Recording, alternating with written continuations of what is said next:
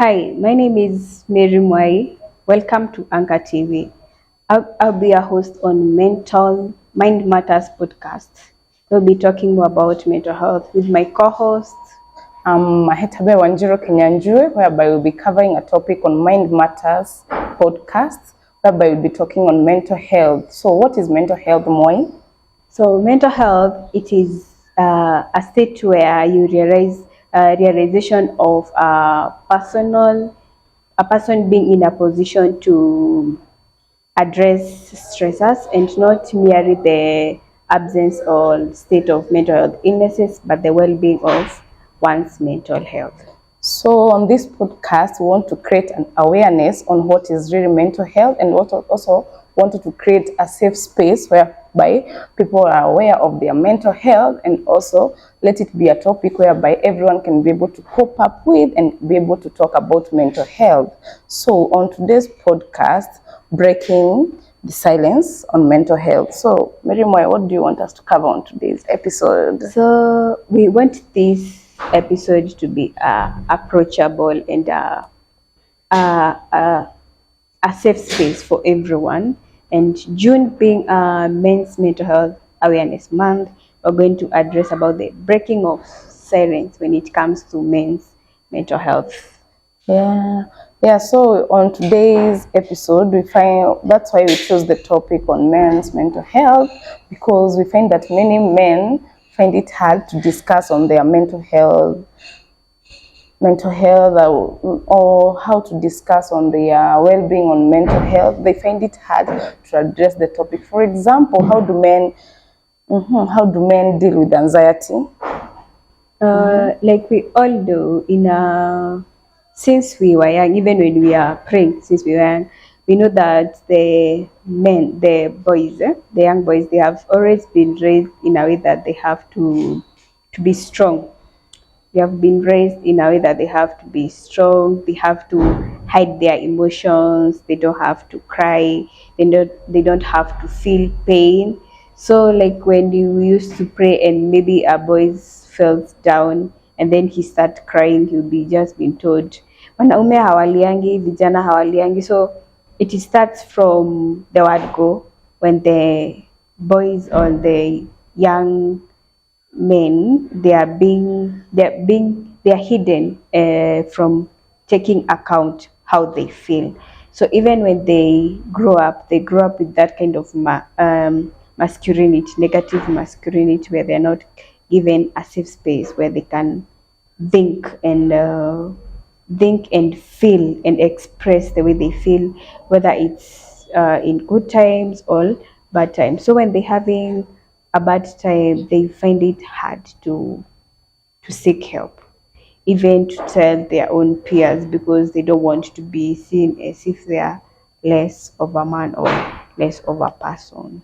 Yeah, that's very true, because even in a school setup whereby you find it's very hard for a boy, to approach you. Maybe he has an issue, but for a girl child, you find that it's like they are more aware of their mental health than the boys, and that's why we are talking this topic on men's mental health. So, for instance, when you find that a boy is depressed or is worried, they find that keeping it to themselves is like an achievement than even talking about it and feeling about it. How do they feel about it, you see? So when they are depressed, many of them don't take that step, maybe to approach someone and tell them, oh, I'm feeling like this. So they tend to be overwhelmed by all those things. Yeah, also lack of role models, because most of the time it's very hard you find men talking about their mental health. We have very few guys out here who are talking about mental health, and when they have this role model, these people who are talking about mental health, they see like maybe their brothers, their siblings, their peers, they're talking about mental health wellness. It also gives them the vulnerability also to feel like whatever they are feeling, it's normal and it's okay, and they're not the only one who are going through the same thing, because they can see their peers are going through the same things, their fathers, their brothers. So even when they seek help, they know that whatever they're feeling is normal. And even if they find it maybe hard to approach females to tell them how they're feeling, they already have these men in mind who they can go and approach and tell them, hey, manze, na feel ABCD, how can you chip in? How can you help in? They have these people they look upon. So, Moi, what you're trying to tell me is that these men lack role models, who they can look up to. So, how do we find role models in this society whereby we feel that men, how can they find those role models in this society? One thing is by embracing the fact that mental health is real, and mental health is as important as physical health, if not most important. Also acknowledging that our feelings are varied, and it's not only the females or the women who have feelings, also men do have feelings.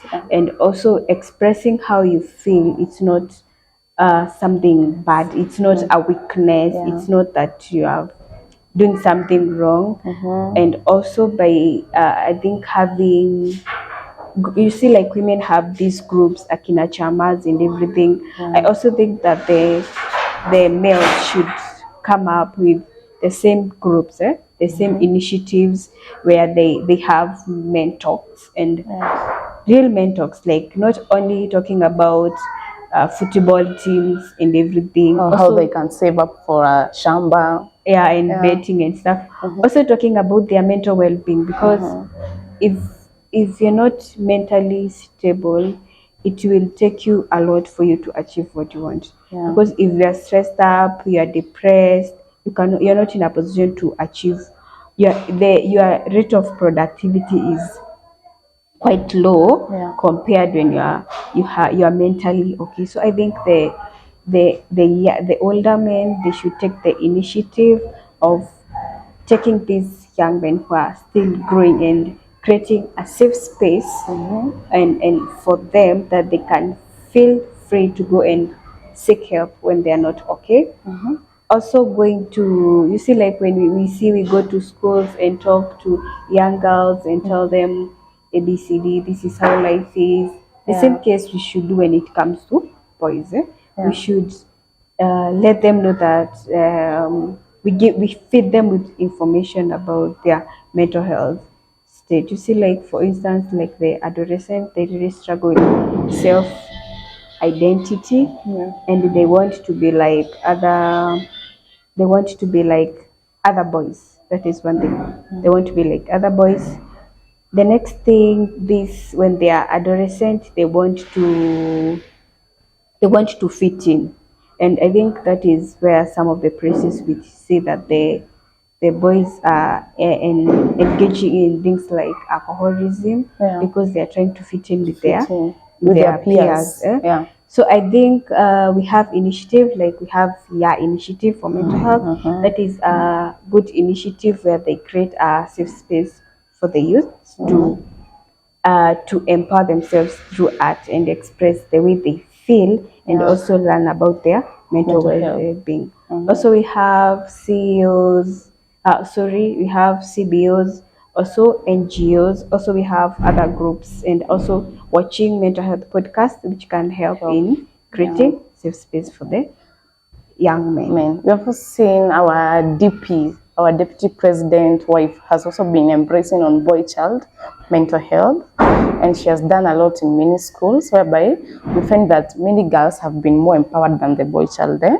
So how are these girls be able to cope with in a society whereby they are more empowered than the boys? So the girls are always aware of their mental health, but we find that the boys, they really don't know how to express themselves. So our DP has overpowered on those mental health. And also, we also have to erase the phrase that comes with man up. You see, men are more told by their peers, you have to man up, you don't have to cry, it is a sign of weakness, you don't have to tell someone that you are feeling this and this. You see, that phrase manning up has also taken away or eradicated the feeling that men really need to talk about their mental health. So by doing that, by creating a safe space like in our initiative, whereby we go around schools, empowering men on their mental health awareness, telling them that it is okay not to be okay. It is okay when you feel overwhelmed, approach someone and tell him I'm feeling this and this. It is okay if it is in a home setup whereby you find that you have a wife or you have children, you feel them feel accommodated. If you're feeling like this, you need to go and seek help. We also have agencies whereby they talk about mental health. Go and join those they are known as podcast whereby when people talk on mental health, how do they feel? How do you approach an issue? For example, in marriage setup, you find very many women, they are able to approach their peers and tell them, I'm facing this and this in my marriage. But for a man, to find him telling his peers that I'm approaching this and this in my marriage, I'm not feeling this is not good for me. You find that is very difficult for a man to do that. I also think that when it comes to ending mental health stigma, we all have it's a challenge. It's a challenge, yeah. It's a challenge, and also it's a call for everyone. It's not only for men. It's not only for women, because even children go through mental health illnesses. Yeah. So I think we should all create a safe space for everyone. For everyone, and for you yourself. Also create a safe space. As a man, as a woman, as an adolescent, as a youth, you create a safe space. Also, I think lack of information is one of the other factors which triggers mental health illness. Like, if you don't know what mental health is, you don't know the sign of depression, you don't know mental health illnesses, you don't know mental health disorders, that is a challenge. Like, if we call people here and we tell them, give me examples of physical health, they will tell you. Like, if they tell you, if someone is diabetic, how are you supposed to handle a diabetic person? They already know. They will tell you. They will tell you they should not take sugary things. They should take a lot of vitamins. They should take small portions of carbohydrates, maybe a large amount of proteins and everything. But when it comes to dealing with people with mental health illnesses and disorders, we lack that knowledge. And that prevents someone from seeking help. Like, a challenge that I think we all have is, like, how do you call someone who is suffering from mental health illnesses in your local language? In my local language, Kikuyu, maybe tunasemanga maybe hayuko sawa, maybe. You call that person Mogoroki, and that means that they are crazy. They are so crazy.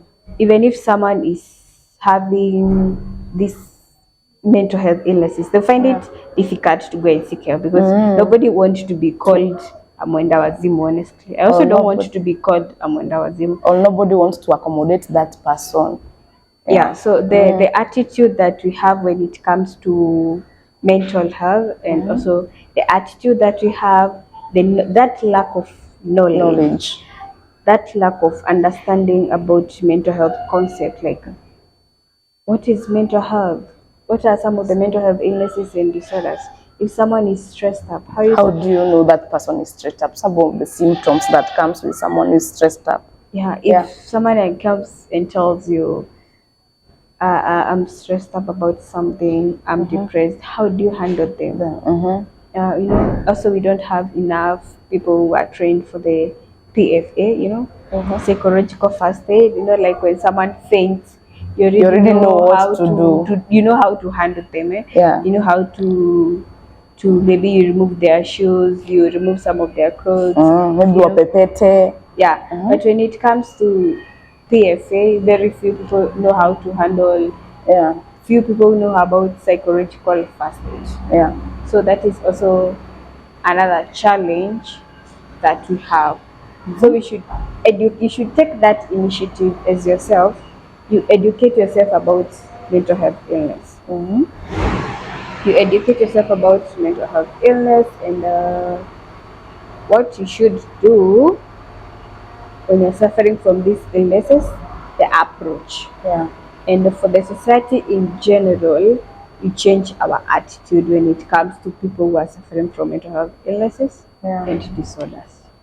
And also, I think, also when we are talking about mental health among men, it's also the high time that men realized that sharing their weaknesses, sharing their emotions, how they feel, that's why we find many suicidal cases in Kenya, especially in Kenya or even in Moya, you find that the highest percentage of men killing themselves is higher than the women. Why? Because the men still have not found that safe space for airing out the emotions, or they just pile up everything. If someone is feeling, maybe you have wronged a man, it's very hard for a woman to forgive that than a man. Why? Because for a woman, they will approach another woman and tell her this and this, or my friend did this to me. So they were able to share their feelings, and maybe they find a solution, and by doing that, they air out, or they may release their emotions, and that is final.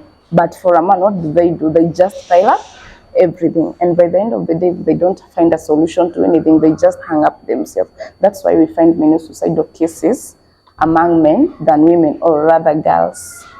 Yeah. You know, when it comes, one thing we should understand is that when it comes to mental health, it's psychological. You know, it's not like physical health. That you kivunjika mguu tutaona okay, umevunjika mguu, we take you to the hospital and stuff. Yeah. When it comes to mental health, it's something psychological. It's something in the mind. So if you don't understand that you don't have to see someone, their leg have been broken to know that they are psychologically not okay. Yeah. We have a long way to go. Yeah. Also, you find someone, you are laughing with someone yesterday, you went, that man of the Boda guide carried you yesterday, you talked, then you hear the following day, hey, this person has committed suicide. Hey, you're like, okay, wait, what happened? I was with this person yesterday, we were talking. Yeah. He seemed happy. Yeah. He seemed fine. So what's not going on? Yeah. So when it comes to mental health, again, it's psychological. You don't expect that. Some people react differently because you can see someone is happy. Yeah. And you conclude the person is okay. All smiley and everything. But at the end of the day, they are not okay. They're just masking what's inside them. Yeah. Like there's this video which I was watching, and a woman was posted the video about how suicide looks like. Yeah. And the most ironical thing is that this husband who had committed suicide was happy, like super happy, was a family man, was going for vacation, was always there for the kids. For the kids and the family. Family. Yeah. Then they found out that this man had just committed suicide. So it is something that we need to really check on. Yeah. It's something psychological. You don't expect to see someone, you don't expect to see that when someone is happy, doesn't mean that when someone is happy they are depressed. They are okay, or they are okay. Doesn't mean that when someone is sad they are also depressed. Yeah. What it means is that we need to listen to the silent, because there's a lot. We need to be keen. We also need to be very cautious with our words. Yeah. And also the only way you can know someone is not okay is by having conversation with them. Not just conversation, but deep conversations with them. Yeah. So even sometimes you just tell someone, hey, what's up? How are you doing? You know, yeah. Checking up on your friends. Yeah.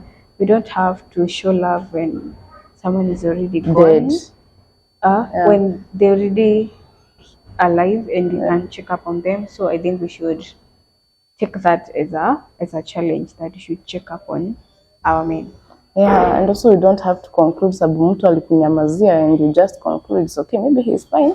Ama mkikosana na mtu, you just conclude maybe he should be the one to apologize. Yani hiyo kujisikia like I don't have to apologize. After all, I'm not the only one who committed that.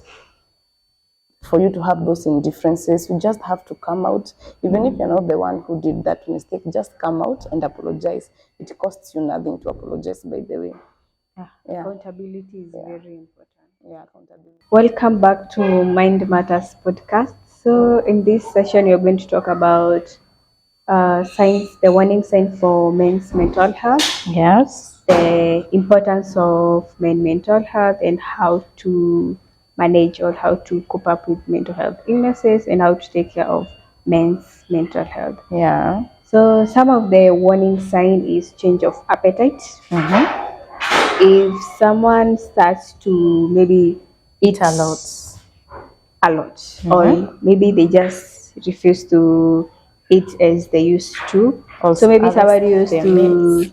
someone used to eat like lunch, breakfast, uh, 10 a.m. tea, lunchtime, 4 p.m. tea, then supper, then they suddenly they don't they just stop eating. Or when someone overeats, maybe they used to eat kidogo, then they just eating a lot. Also increase in drug and substance usage. Yeah. So maybe someone used to take just one bottle of beer, Yeah. but now they are taking a lot, a lot that they cannot even sustain themselves All control. or control themselves. Yeah. Another warning sign is isolation. Yeah. We have these people who maybe they are outdoor people, then they Suddenly start change. isolating themselves. Kidogo, maybe used to go with them. Maybe they used to love adventure, but they suddenly don't want to go out Yeah. for adventure. Also, another thing is when someone suddenly becomes an outgoing person, like these people, they just love their own space. Then, out of nowhere, they now want to go out. They Yeah. just, and it's something that we cannot realize. Also, sadness, Yeah. someone just is always amejishika, someone is always hard, they're hard on themselves, they're always sad. Yeah. When you ask them what's wrong, they don't even know what's wrong. They're not even talking about what when you ask them what's wrong, they're not responding. Yeah. They're not saying what is wrong, they're not saying anything, they're just generally sad. Also change of behavior. And And I think, attitudes. yeah, I think this is one thing we tend to ignore, but it's crucial. Change of behavior. Maybe someone used to behave this way, then they suddenly start behaving In a very weird way. in a very weird way. Yeah. Also, other warning signs is the someone just they are not themselves anymore. Like for instance, there's the way like for your friend, Yeah. your friends, they behave in a certain way. Yeah. Maybe your friend is someone who is a writer, but they suddenly stops writing. You're like, okay, what's going on? Maybe there are people who love cooking. They suddenly don't want to cook. Those change of small behaviors. These are warning signs. Yeah, also to add up on that, in a setup whereby if you're a teacher, in a school setup, you find that a performing student, maybe suddenly they start declining in their performance, or someone is used to be doing your assignment, then suddenly, all of a sudden, the students stop doing their homework. I had a case whereby a parent was sharing with me, her child was in a certain school, so suddenly the child stopped doing the homework.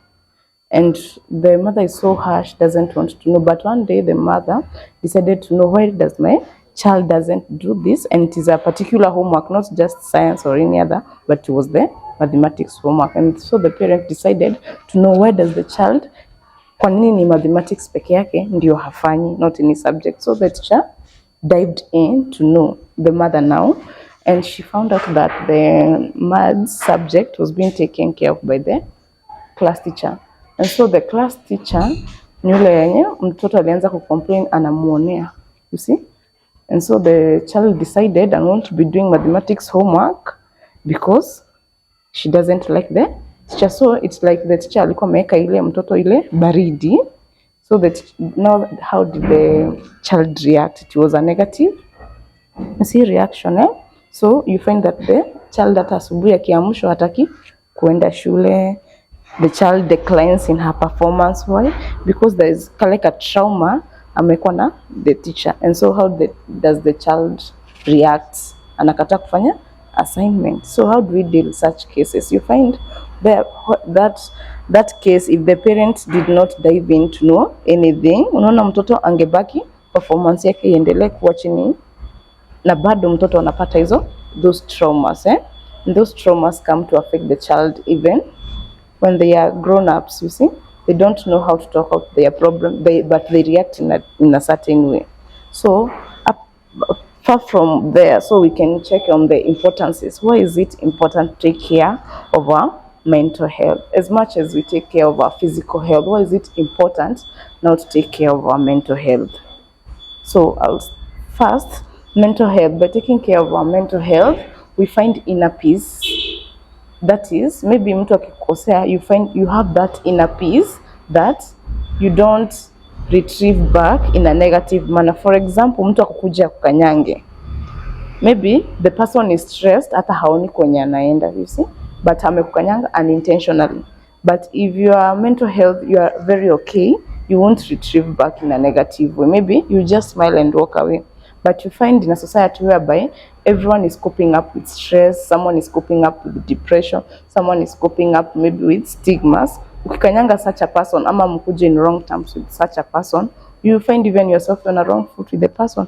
Maybe you retrieve back with a slap, a kutusi. But when we find a society whereby everyone is mentally aware of what is happening in her life, everyone is self-reliant, everyone is that peace of mind, eh? You find that we live in a society whereby we don't have chaos, we don't have someone retrieving back in a negative manner or giving back negative energy. Also, when you take care of our mental health, you find yourself, your productivity even at the workplace will be much. Because you're not dealing with anxiety, your productivity, how you produce results in your workplace will be very positive. Yeah. Also by taking care of our mental health, we create good relationship with our friends, our family, Yeah. also our children. We become people who are approachable. Yeah.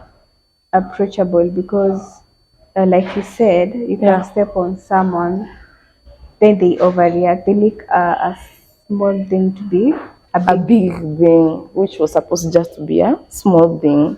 And maybe this person wasn't even in the.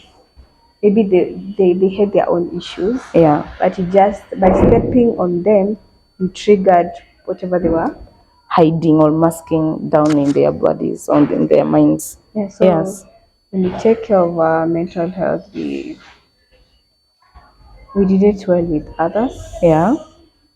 Also, something else is that we ourselves, we are in a position to even set boundaries. Yeah.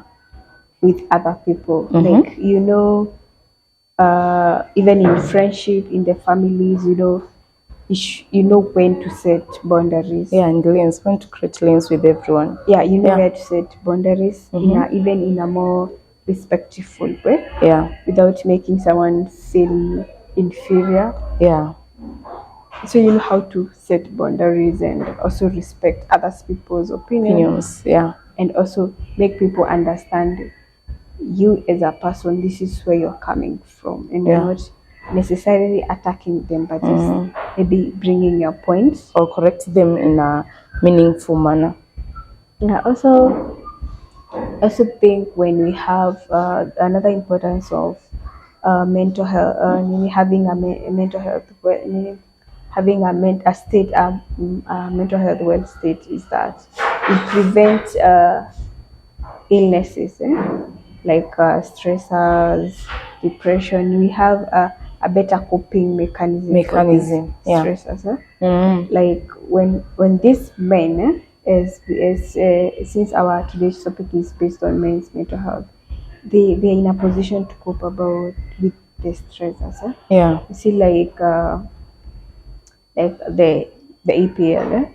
So like the like during the APL, there are the finals, the Arsenal team and the Man City team. Yeah. Then we find out that someone from who was a Arsenal fan committing Suicide. because of A match. uh, uh, because of the football. Yeah. No, supporting football is a good thing because sports and art, they're also part of the coping mechanism. But yeah. to which extent should we be Yeah. into these things? Yeah. Also things like betting. You should know to which extent, because some of these things, they are addictive. Yeah. Sometimes you see someone has won 100 million, you have that hope, you're hopeful that maybe One even day you win.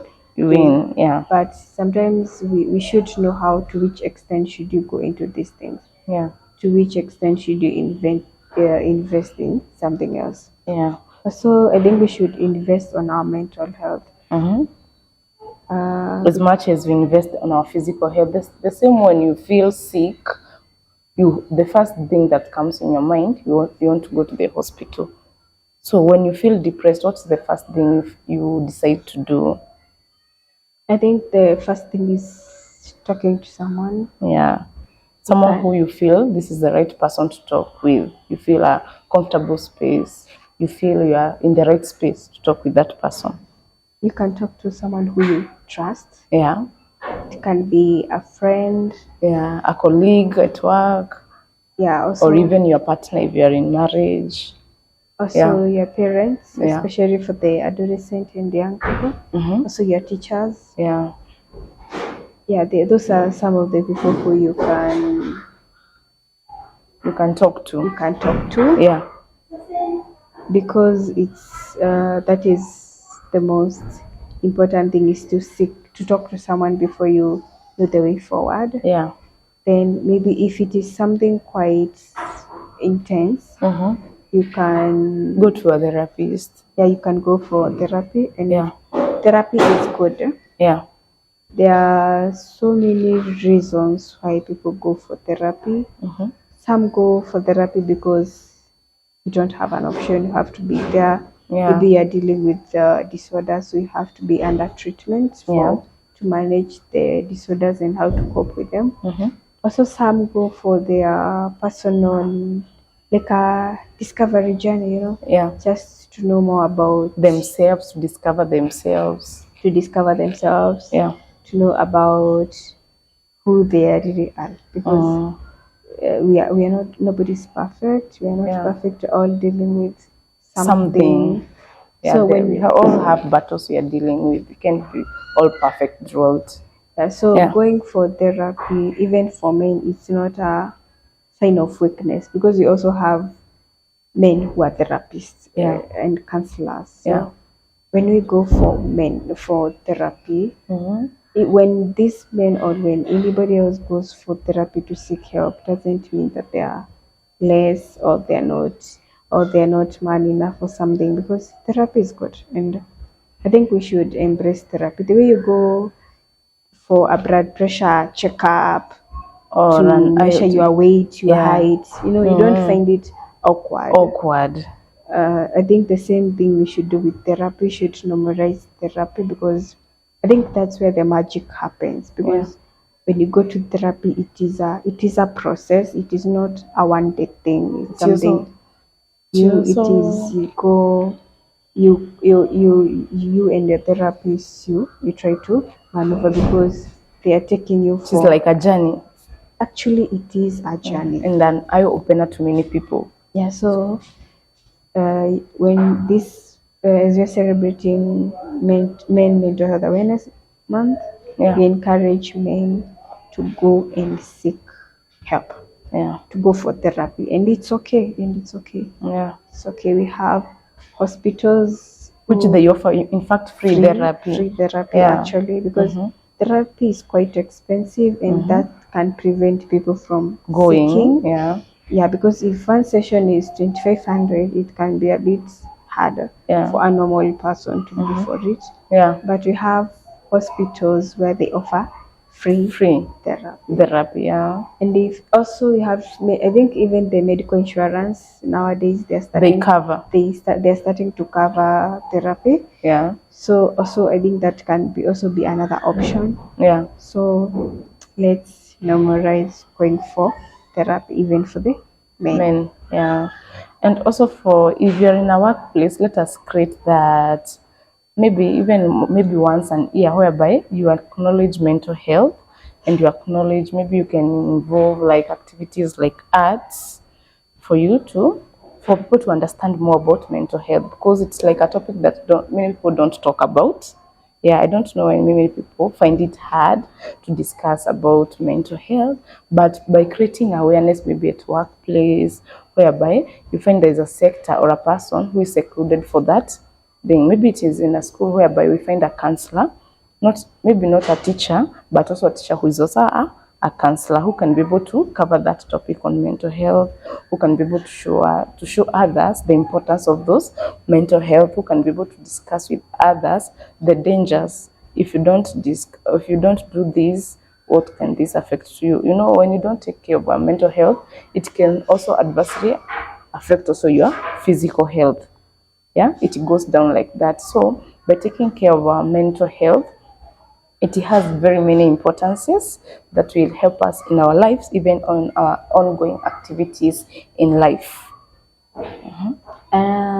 Let's talk about how to take care of our mental health. We have talked about therapy. We Yeah, have talked about therapy. talking to someone. Also eating well. Yeah, eating well. Yeah, Eating well, staying hydrated. That is part of self-care, and self-care is good for one's mental health. yeah.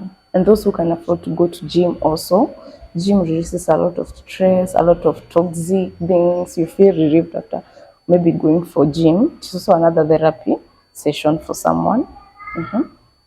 Gym and exercise. Let's put Yeah, it gym and exercise. exercises. Yeah, Even if it's taking a walk, yeah. Taking a walk, 5 minutes walk. In fact, it's also a therapy itself. yeah, going for swimming, Yeah, going for swimming sessions.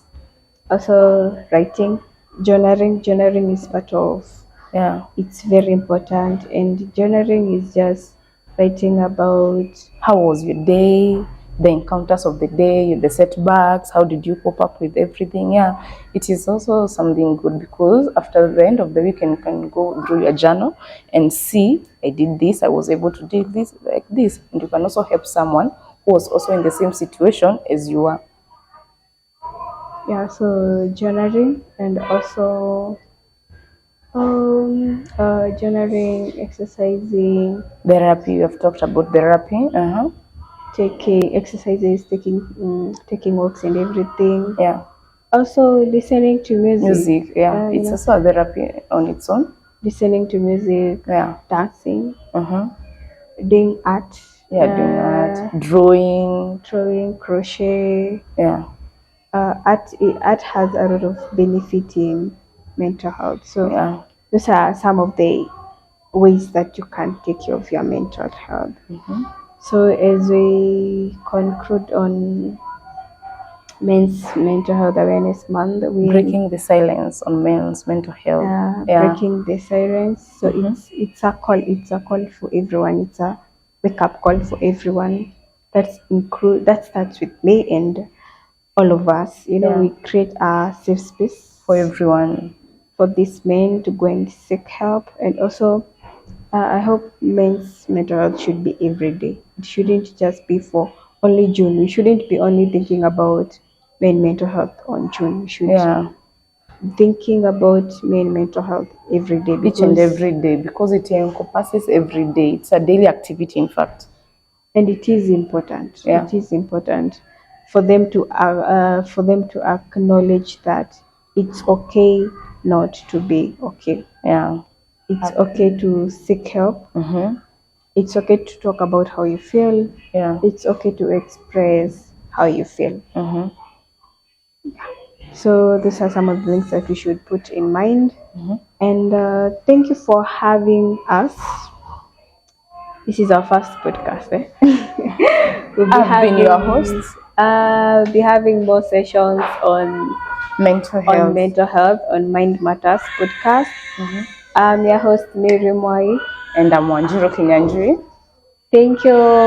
Happy Men's Mental Health Awareness Month. Let's break this.